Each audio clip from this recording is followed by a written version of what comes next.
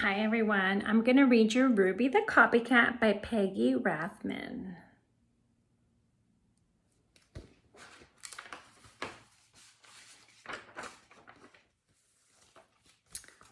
Monday was Ruby's first day in Miss Hart's class. Class, this is Ruby, announced Miss Hart. Ruby, you may use the empty desk behind Angela. Angela's the girl with the pretty red bow in her hair. Angela smiled at Ruby.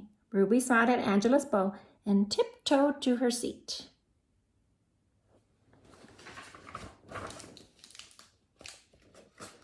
I hope everyone had a pleasant weekend, said Miss Hart. Does anyone have something to share? I was the flower girl at my sister's wedding, said Angela. That's exciting, said Miss Hart. Ruby raised her hand halfway. I was the flower girl at my sister's wedding, too. What a coincidence, said Miss Hart. Angela turned and smiled at Ruby. Ruby smiled at the top of Angela's head. Class, please take out your reading books, said Miss Hart. At lunchtime, Ruby hopped all the way home on one foot. When Ruby came back to school, she was wearing a red bow in her hair. She slid into her seat behind Angela. I like your bow, whispered Angela. I like yours too, whispered Ruby. Class, please take out your math books, said Miss Hart. On Tuesday morning, Angela wore a sweater with daisies on it. At lunchtime, Ruby hopped home sideways. When Ruby came back to school after lunch, she was wearing a sweater with daisies on it. I like your sweater, whispered Angela.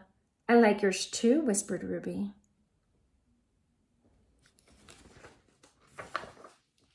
On Wednesday, Angela wore a hand-painted t-shirt with matching sneakers. After lunch, Ruby hopped back to school wearing a hand-painted t-shirt with matching sneakers. Why are you sitting like that, whispered Angela. Wet paint, said Ruby. On Thursday morning, during sharing time, Angela modeled the flower girl dress she wore at her sister's wedding. Ruby modeled her flower girl dress, too, right after lunch. Angela didn't whisper anything. By coincidence, on Friday morning, both girls wore red and lavender striped dresses. At lunchtime, Angela raced home, and when Angela came back to school, she was wearing black.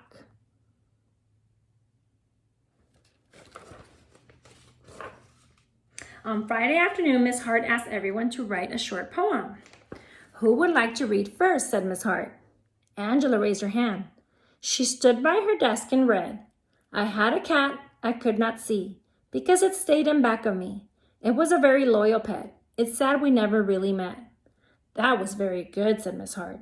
Now who's next? Miss Hart looked around the room. Ruby? Ruby stood and recited slowly. I had a nice pet who I never met because it always stayed behind me, and I'm sure it was a cat too. Ruby smiled at the back of Angela's head. Someone whispered. Ruby sat down. What a coincidence, murmured Miss Hart. Angela scribbled something on a piece of paper and she passed it to Ruby. The note said, You copied me. I'm telling Miss Hart. P.S. I hate your hair that way. Ruby buried her chin in the collar of her blouse. A big tear rolled down her nose and plopped onto the note. When the bell rang, Miss Hart sent everyone home except Ruby.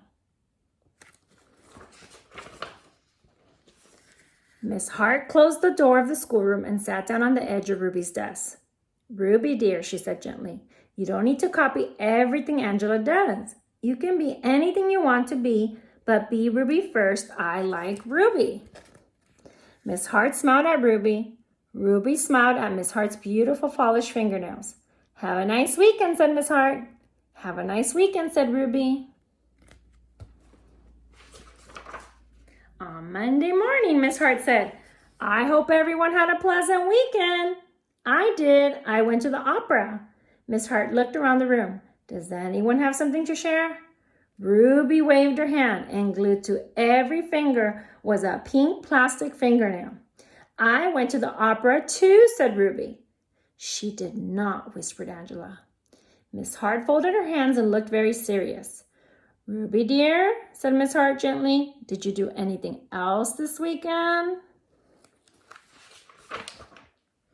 Ruby peeled off a fingernail. I hopped, said Ruby. The class giggled. Ruby's ears turned red. But I did. I hopped around the picnic table 10 times. Ruby looked around the room. Watch. Ruby sprang from her desk. She hopped forward. She hopped backward. She hopped sideways and with both eyes shut.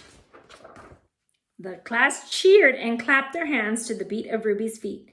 Ruby was the best hopper they'd ever seen. Miss Hart turned on the tape player and said, follow the leader, do the Ruby hop.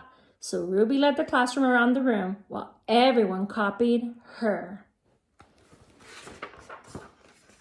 And at noon, Ruby and Angela hopped home for lunch. That's the end of the story. Thank you.